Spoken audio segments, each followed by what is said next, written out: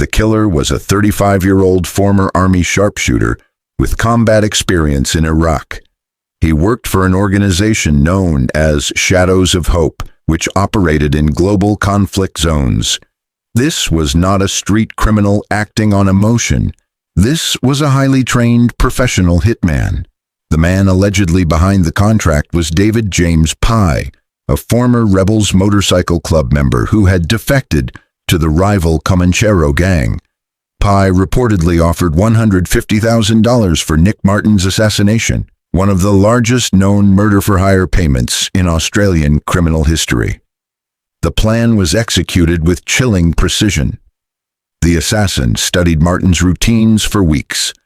He monitored his social media activity, conducted physical surveillance, and even flew a drone over Martin's home to examine its security setup. He made multiple visits to the Perth Motorplex, analyzing the site layout and determining Martin's typical location during race events. On December 12, 2020, the killer arrived at the Motorplex posing as a spectator. Later that evening, he retrieved his weapon, dressed in camouflage gear, and used a pre-cut hole in the perimeter fence to crawl into a hidden sniper position in thick vegetation. For 10 to 15 minutes, he watched Martin through the scope of his Tikka rifle. Around him, thousands of families were enjoying a community event, completely unaware that an assassination was unfolding in the shadows. When the moment came, he fired a single shot. The bullet struck Nick Martin in the chest, fatally wounding him. Shrapnel from the round also injured Ricky Chapman, the partner of Martin's stepdaughter. A 5-year-old child was sitting just behind Martin when the shot was fired. The assassin escaped in the resulting chaos, but he made a critical mistake. He later took the rifle to a licensed gunsmith to have the barrel replaced. That act led investigators straight to him. In March 2021, police arrested him at his home in Waikiki.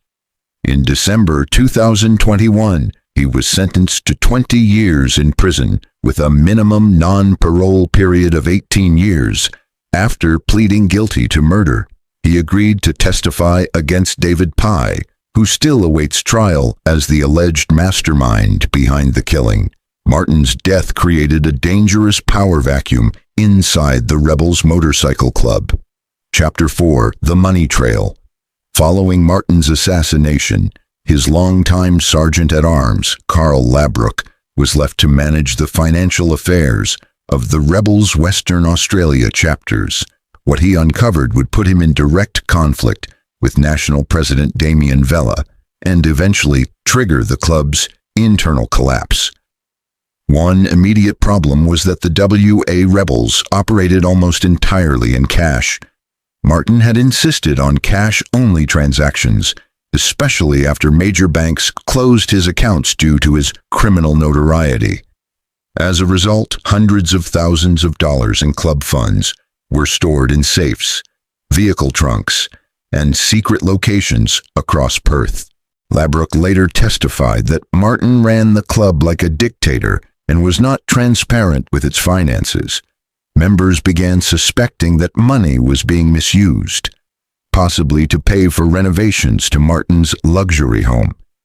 In fact, the Rockingham City chapter had already split from the Rebels before Martin's death, citing financial disputes, and had joined the Mongols instead. After Martin's death, Labrook attempted to bring order to the chaos. He introduced a system where cash amounts, typically $10,000 to $20,000, were counted, verified, and sealed for storage. With no access to formal banking, he kept much of the money in safes at his home.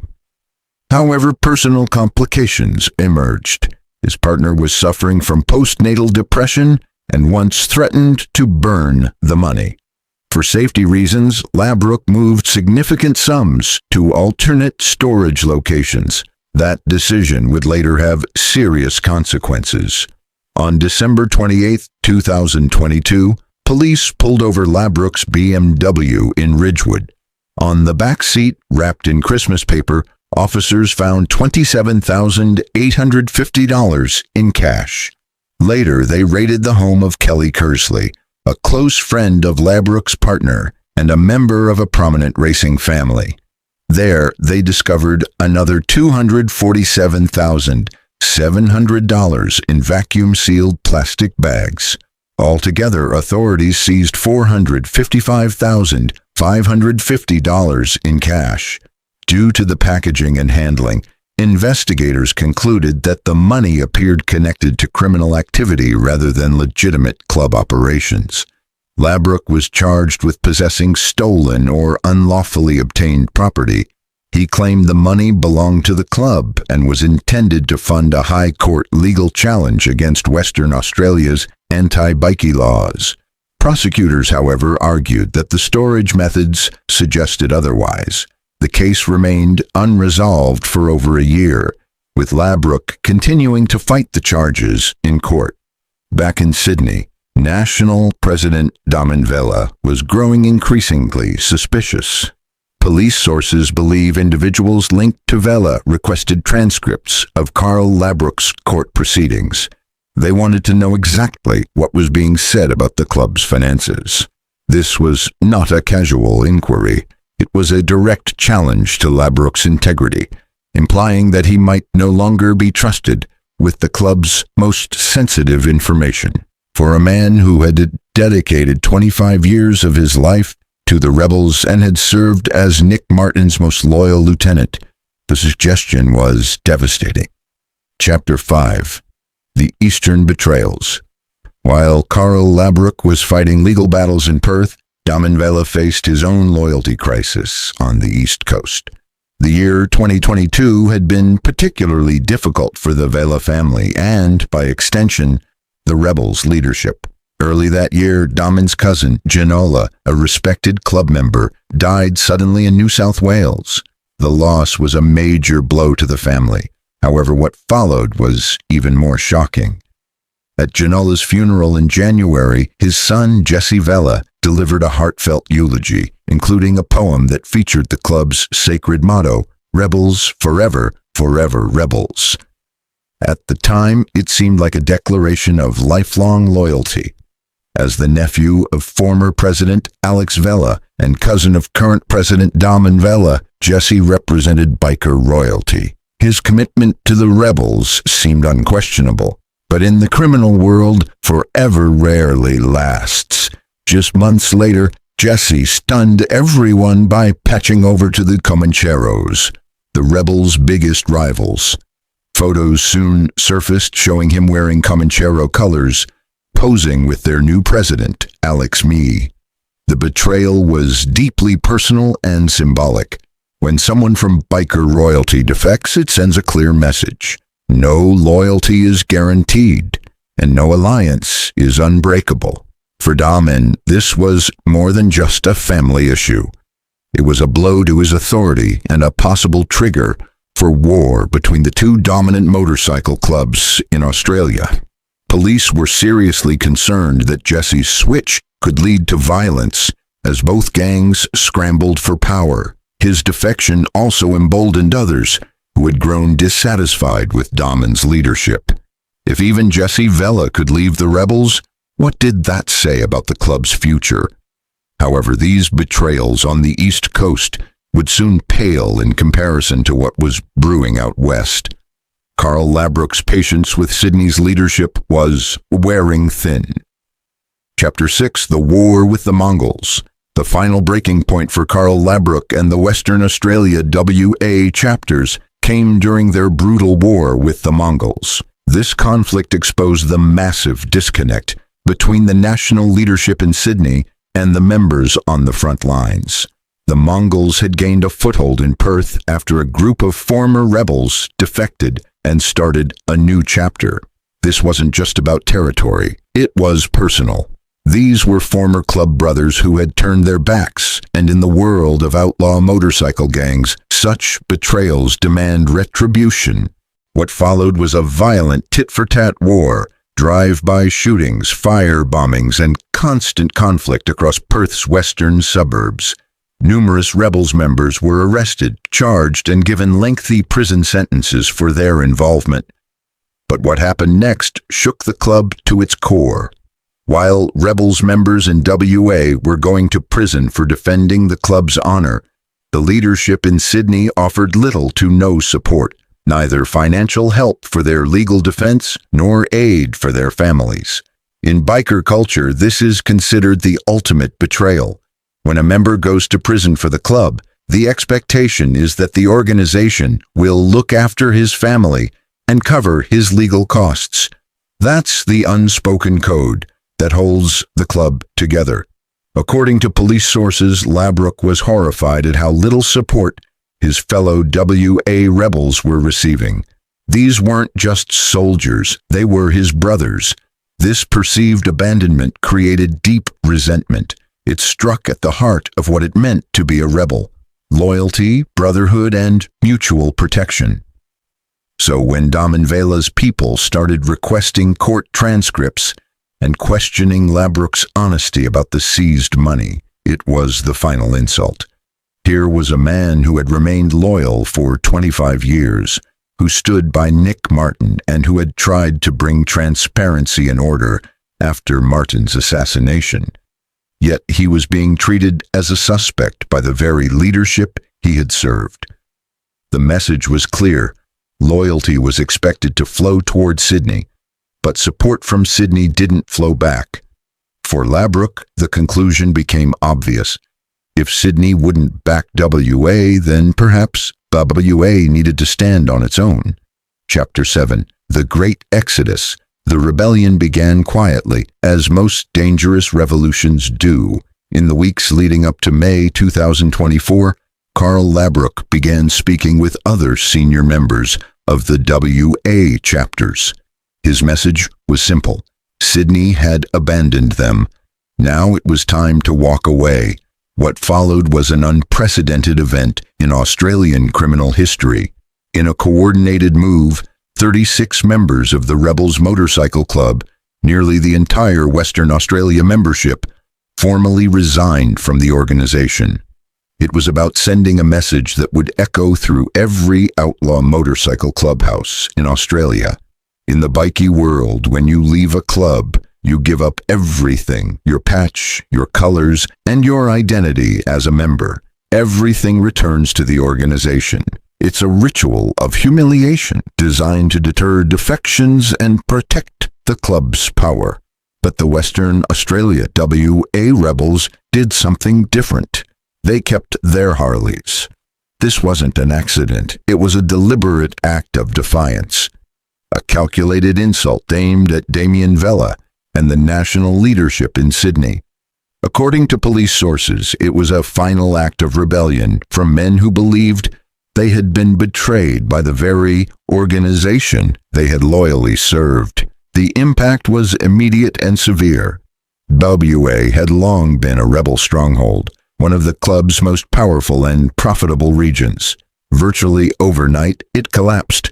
Police sources estimated that fewer than a dozen active dues-paying members remained in Washington, mainly in what used to be the dominant Southwest chapter. For Damien Vella, this wasn't just a crisis of membership. It was an existential threat. If Western Australia could break away, what was to stop other states from doing the same? The rebels had always ruled through strength and fear. Now they appeared weak and divided, and the timing couldn't have been worse. Vella was already facing internal dissent following Jesse Vella's defection to the Comancheros, along with mounting pressure from law enforcement in several states. Now he faced the largest mass resignation in Australian underworld history. And Carl Labrook wasn't done. After walking away from 25 years of service, he was about to make another move that would shake the criminal world to its core. Chapter 8. The Comanchero Connection. The underworld watched closely. What would happen to the 36 former rebels who had walked away? Would they form a new club, retire from outlaw life entirely, or do something even more dangerous? The answer came in June 2024. Carl Labrook walked into a Perth courthouse wearing black and gold, the colors of the Comanchero motorcycle club. It was a subtle gesture that detonated like a bomb. Labrook, Nick Martin's right-hand man for over a decade, was officially joining the rebels' most bitter rivals. This wasn't just personal revenge, it was strategic warfare. The Comancheros are regarded as one of Australia's most dangerous organized crime groups, responsible for a gangland war in Sydney that left nearly 20 people dead in recent years. Violent, sophisticated, and relentless in their pursuit of dominance, the Comancheros saw Labrook's defection as a major victory. He had 25 years of inside knowledge, operations, finances, networks, secrets. Senior Comanchero leaders flew to Perth immediately following the WA exodus. They held meetings with Labrook and other disillusioned former rebels. Their recruitment was fast and methodical. At least 6 ex-rebels joined within weeks. But the Comancheros were selective. They refused to recruit anyone currently incarcerated and made clear that even seasoned Bikies would need to serve as nominees before earning full membership. This was not charity. It was business. Loyalty and commitment had to be earned. The implications were massive. WA was no longer rebel territory. It had become a potential Comanchero stronghold. The balance of power in Australian organized crime was shifting. Police expected retaliation, as large-scale defections in the Bikie world often end in bloodshed. But no violence came. The rebels were simply too weak, too fractured to respond. All they could do was watch as their empire collapsed and their enemies expanded. Chapter 9. The Ripple Effects.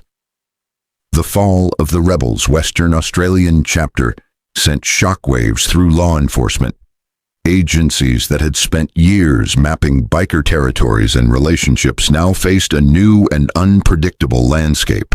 In August 2024, Carl Labrook was sentenced for money laundering, the very charges that had triggered his fallout with Sydney. He received 14 months, with parole eligibility after 7. But the sentence itself was minor compared to what he had set in motion. During his trial, Labrook revealed intimate details about rebel operations, including financial misconduct under Nick Martin's leadership and internal corruption. His testimony painted the rebels as not just a criminal organization, but a dysfunctional one, plagued by power struggles and distrust. Law enforcement agencies scrambled to adapt. The Comancheros' expansion into WA wasn't just a recruitment win. It gave them access to one of Australia's most lucrative criminal markets. WA's mining boom, remote geography, and international ports made it ideal for drug trafficking and money laundering. But the greatest impact may have been psychological. For decades, Bikie culture had enforced loyalty with the threat of violence. The WA collapse proved even the strongest clubs could fall when leadership failed to uphold trust. Other clubs began to experience internal tensions. Members wondered, if the rebels could abandon their own, could our leaders do the same? Chapter 10. The New Order. By 2025, the Bikie scene in Australia looked completely different. The rebels, once the country's largest outlaw motorcycle club, had been reduced to a shadow of their former self. The mass defection in WA inspired dissent in other states. Reports emerged of members challenging leadership and demanding better legal and financial support. Damien Vella's role as national president became increasingly uncertain. The empire he inherited from his uncle was cracking. Loyalty was no longer guaranteed. Meanwhile, the Comancheros capitalized on their expansion. With experienced former rebels now patched in, they strengthened their dominance across Australia. Law enforcement agencies reported shifting patterns in organized crime. Drug routes changed, laundering methods evolved, and turf wars reignited. In Canberra, the ACT became a hotspot. Its limited anti-consorting laws and relaxed stance on gang colors drew Bikie groups from across the country. By 2024, police documented 4 separate gangs operating in the territory, raising fears of a resurgence in violence. Policing these changes came at a cost. The ACT alone spent over $400,000 monitoring Bikie activity in 2024. The economic toll of the rebels' collapse was being felt well beyond Western Australia. Internal war within the rebels is ultimately a story about betrayal, not just of individuals, but of the unspoken agreements that bind criminal organizations. Carl Labrook's departure wasn't about greed or ambition. It was about broken trust. When Sydney failed to support WA during its conflict with the Mongols, it violated the core of what kept the club together. When Labrook was accused of mishandling funds after Nick Martin's assassination, it severed a bond built over 25 years. The result was catastrophic. The largest mass defection in Australian underworld history wasn't caused by police or prosecutors. It was triggered by leadership failure. Today, Carl Labrook serves his sentence, knowing that his actions changed the face of organized crime in Australia. A club that took 55 years to build was brought to its knees in just weeks because its leaders confused fear with loyalty and control with strength. The Bikie world continues to evolve. Alliances shift, old rivalries reignite, but one truth remains. In a world built on trust, betrayal from within is the most dangerous threat of all. And for the rebels, that betrayal was fatal.